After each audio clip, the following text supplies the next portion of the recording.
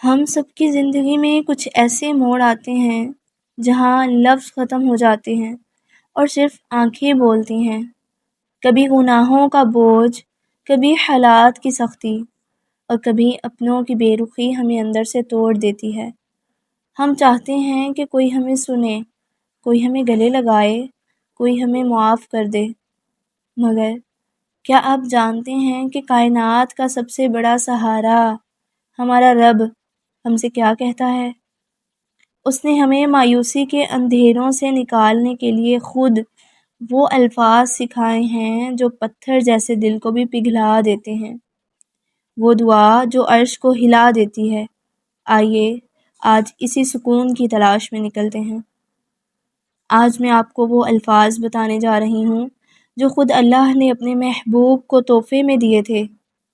یہ صرف ایک دعا نہیں ہے، یہ اللہ سے بات کرنے کا وہ طریقہ ہے جس کے بعد کوئی خالی ہاتھ نہیں رہتا۔ یہ دعا سورہ المومنون کی آخری آیت ہے۔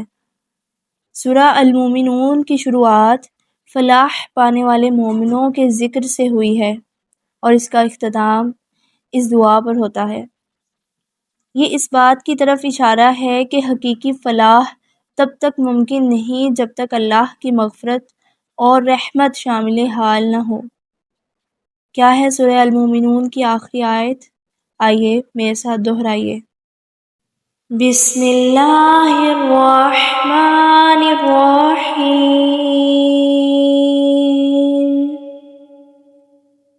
رب اغفر وارحم وانت خیر الراحمین۔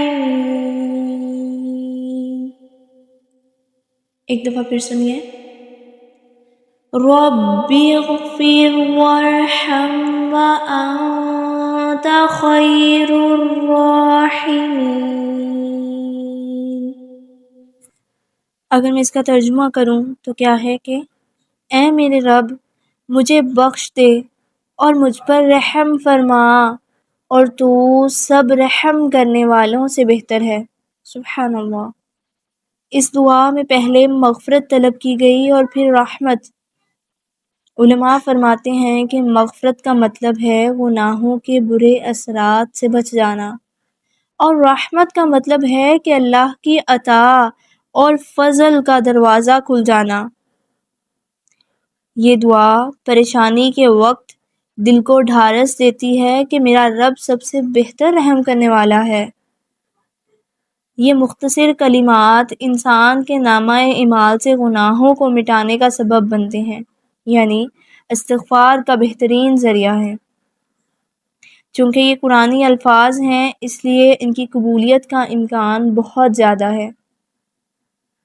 آپ اس دعا کو اپنی ہر نماز کے آخری سجدے میں، تشہد کے بعد یا صبح و شام کے اذکار میں شامل کر سکتے ہیں۔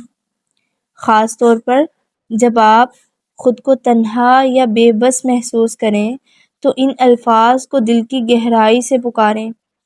امید ہے کہ آج کی یہ ویڈیو آپ کے لیے مفید ثابت ہوئی ہوگی۔